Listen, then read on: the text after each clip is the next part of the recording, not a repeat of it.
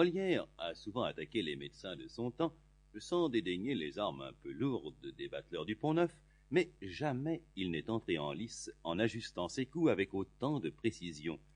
Pour lui, les médecins formés par la faculté sont des ânes. Ils s'enferment dans une dialectique stérile, alors que depuis déjà près d'un demi-siècle, à travers toute l'Europe, des esprits libres ont engagé la médecine dans la voie de la science expérimentale.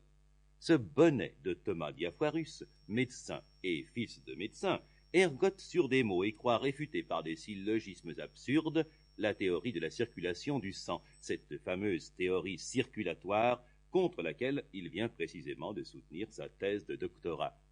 En fait, au moment de la création de la pièce, il y a déjà une dizaine d'années, que l'anglais Richard Lower a réussi la première transfusion sanguine d'animal à animal. Mais la faculté s'obstine à ne pas entendre raison et se gausse de ceux qu'elle désigne sous le nom de circulator, le mot signifiant charlatan dans la langue de Cicéron. En écrivant Le Malade imaginaire, Molière prend donc parti dans un débat où se trouve engagé l'avenir de l'esprit scientifique.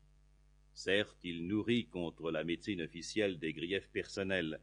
Les Purgons et autres Diafoirus n'ont su sauver ni son petit garçon, Louis, mort à l'âge de 10 mois, ni sa vieille amie Madeleine Béjart, pas plus qu'ils ne sont capables de le soigner lui-même, Molière, qui va mourir à l'issue de la 4e représentation.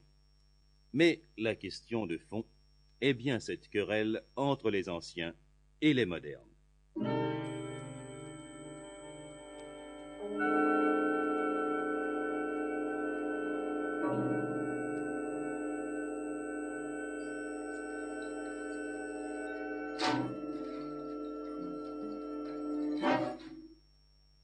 Nous sommes dans un intérieur bourgeois. Argan est le maître de maison. Il vient de vérifier les comptes de son apothicaire et il n'est pas content. Non seulement les remèdes sont plus chers, mais surtout, on ne lui a administré ce mois-ci que 8 médecines et 12... Sample complete. Ready to continue?